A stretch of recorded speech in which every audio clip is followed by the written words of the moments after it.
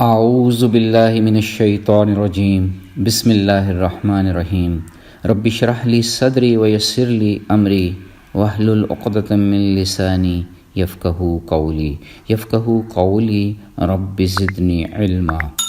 قرآن پاک کا 13واں پارہ وما ابرئ 19 رکوع اور 154 آیات پر مشتمل ہے۔ 6 رکوع سورہ یوسف اور سورہ الرعد کے ہیں، جبکہ سورہ ابراہیم 7 رکوع اور 52 آیات پر مشتمل ہے۔ اس پارے کی آخری آیت مبارکہ سورہ الحجر کی پہلی آیت ہے۔ اس خوبصورت پارے کو میں ڈیوائن لائٹ یعنی ربانی نور کے طور پر سمجھا ہوں۔ انسانی نفس برائی سے بچ سکتا ہے اگر ربانی روشنی سے مستفید ہو رہا ہو۔ قرآن نور ربانی کی شکل میں سرچشمہ ہدایت ہے جو ہمیں اندھیروں سے روشنی کی طرف لاتا ہے۔ ربانی روشنی کا ذکر ہمارے دلوں کے اطمینان کا باعث بنتا ہے، یوں ہم برائی کا جواب اچھائی سے دیتے ہیں۔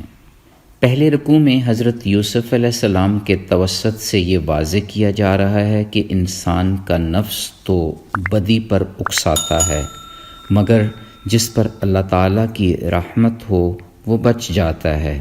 پھر اسی رکوع میں یوسف علیہ السلام کا عزیز مصر کی جانب سے مشیر خزانہ بنائے جانے کا ذکر ہے۔ اللہ رب العزت جس کو چاہیں نواز دیتے ہیں، نیک لوگوں کا ثواب ضائع نہیں کیا جاتا۔ دوسرے رکوع میں یوسف علیہ السلام کی بھائیوں سے ملاقات کی منظر کشی کی جا رہی ہے۔ یوسف علیہ السلام نے انہیں اپنے سگے بھائی بنیامین کو لانے کے لیے کہا۔ انہیں واپس لانے کی تدبیر کے طور پر سامان میں کچھ رقم رکھ دی۔ بنیامین کو واپس لانے کا حلفیہ اقرار کرنے پر حضرت یعقوب علیہ السلام کی طرف سے اسے ساتھ لے جانے کی اجازت مل گئی۔ حضرت یعقوب علیہ السلام نے انہیں شہر کے علیحدہ علیحدہ دروازے سے داخل ہونے کی نصیحت بھی کی۔ رکوع کی آخری آیت اس بات پر دلیل ہے کہ تدبیر اور تقدیر میں فرق ہے۔ تدبیر انسان کا کام ہے جبکہ تقدیر اللہ رب العزت کی شان ہے۔ تیسرے اور چوتھے رکوع میں احسن القصص بنیامین کی حضرت یوسف علیہ السلام سے ملاقات کو بیان کر رہا ہے۔ پھر انہوں نے نہایت دانش مندی سے بنیامین کو اپنے پاس رکھ لیا، گرچہ بھائیوں نے متبادل پیشکش بھی کی۔ واپسی میں بنیامین کو نہ پا کر حضرت یعقوب علیہ السلام کی حالت خراب ہو گئی۔ بیٹوں سے کہا کہ سب تمہاری سازش ہے، اور اللہ سے بیٹوں سے ملنے کی امید رکھی۔ پھر بھائیوں کا مصر کی طرف تیسرا سفر بھی اسی رکوع میں بیان کیا گیا ہے۔ بوڑھے باپ کی کمزوری اور بینائی چھن جانے کی خبر نے حضرت یوسف علیہ السلام کو بے قرار کر دیا۔ دل بھر گیا، آنکھوں سے آنسو جاری ہو گئے۔ پھر سب بھائیوں کا اظہار تعجب اور ندامت بھی اسی رکوع کا حصہ ہے۔ یوسف علیہ السلام کی طرف سے معافی اور حضرت یعقوب علیہ السلام کی بینائی لوٹ آنے کا ذکر بھی ہے۔ 5ویں رکوع میں حضرت یعقوب علیہ السلام کو یوسف علیہ السلام کی قمیض کی خوشبو کا آنا اور پھر بینائی کی بحالی کا ذکر بھی ہے۔ بیٹوں کی باپ سے دعائے مغفرت کا تذکرہ بھی اسی رکوع میں ہے۔ پھر یعقوب علیہ السلام کا خاندان مصر تشریف لاتا ہے۔ یوں 11 ستاروں، چاند اور سورج کے سجدہ والا خواب پورا ہوتا ہے۔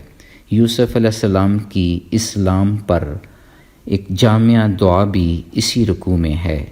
ماضی کے ان واقعات سے رسالت کی دلیل ملتی ہے۔ ہدایت اللہ کی طرف سے ہی آتی ہے۔ 6 رکوع میں وضاحت ہو رہی ہے کہ دلائل توحید پر غور و فکر کرنا ضروری ہے۔ اللہ کے ساتھ کسی کو شریک نہ ٹھہرایا جائے۔ اللہ کے عذاب سے ہر وقت پناہ مانگی جائے۔ انبیاء توحید کو تمام کرنے کے لیے بھیجے گئے۔ یوں انبیاء علیہ السلام کے قصوں، قوموں کے واقعات ہمارے لیے ربانی روشنی کی حیثیت رکھتے ہیں۔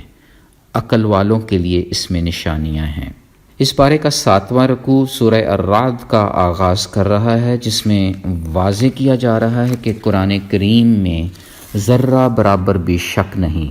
باری تعالیٰ نے ستونوں کے بغیر آسمان کو بلند کیا، اللہ تعالیٰ کی قدرت کی نشانیاں کھول کھول کر بیان کی گئی ہیں جو ہمیں غور و فکر کی دعوت دیتی ہیں۔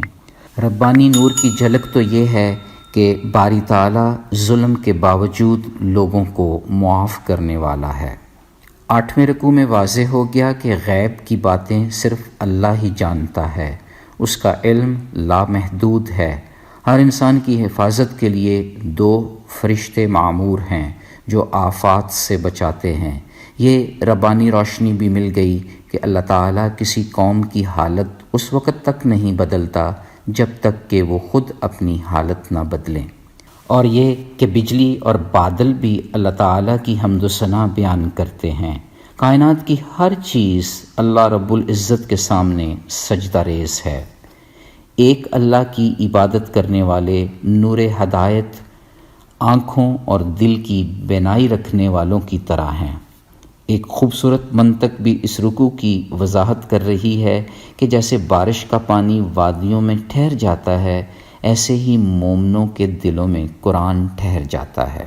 اس پارے کا 9واں رکوع واضح کر رہا ہے کہ عقل مند اور بے عقل برابر نہیں ہو سکتے۔ اہل عقل ہی اہل جنت ہیں جو عہد و پیمان کو پورا کرتے ہیں، رشتے جوڑتے ہیں، صبر سے کام لیتے ہیں، نماز کی پابندی کرتے ہیں، رب کے دیے ہوئے رزق میں سے کھلے چھپے خرچ کرتے ہیں، برائی کا جواب اچھائی سے دیتے ہیں۔ 10واں رکوع یہ ربانی راز کھول رہا ہے کہ اللہ کے ذکر سے ہی دل اطمینان پاتے ہیں۔ جنت میں طوبیٰ جن کا ٹھکانہ ہے۔ 11ویں رکوع میں جنت کی نعمتوں کا بیان ہے۔ اہل ایمان کے لیے قرآن کریم کا نزول خوشی کا باعث ہے۔ یہ رکوع خواہشات کی پیروی سے بچنے کی ترغیب بھی دے رہا ہے۔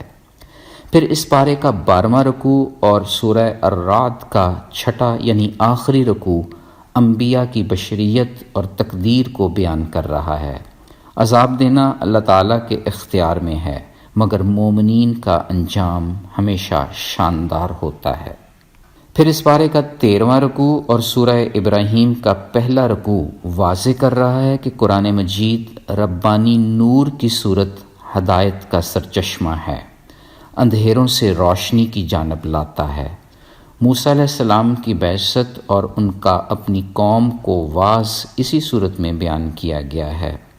14ویں رکوع میں یہ راز کھل گیا کہ شکر ادا کرنے سے نعمت بڑھتی ہے۔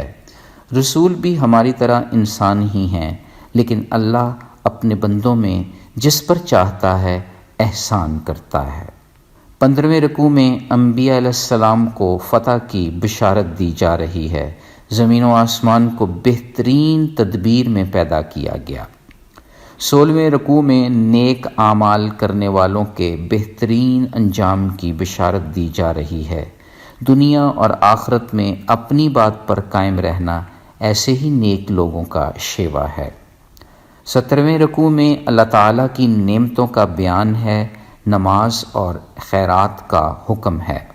18ویں رکوع میں خلیل اللہ کی خوبصورت دعاؤں کا ذکر ہے، نماز قائم کرنے کی دعا، والدین اور مومنوں کے لیے دعا، جیسا کہ رب اجعلنی مقیم الصلاۃ ومن ذریتی ربنا وتقبل دعاء ربنا اغفر لی ولی والدی وللمؤمنین یوم یقوم الحساب۔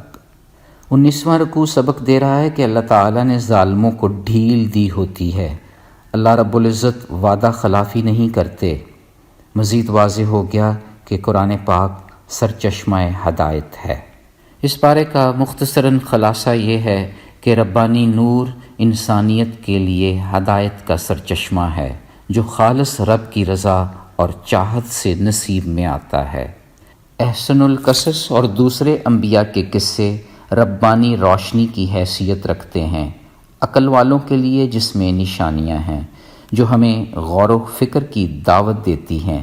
ربانی نور واضح کر رہا ہے کہ کسی قوم کی حالت اس وقت تک نہیں بدلتی جب تک کہ وہ خود اپنی حالت نہ بدلے، اور یہ کہ شکر گزاری سے نعمتوں میں اضافہ ہوتا رہتا ہے۔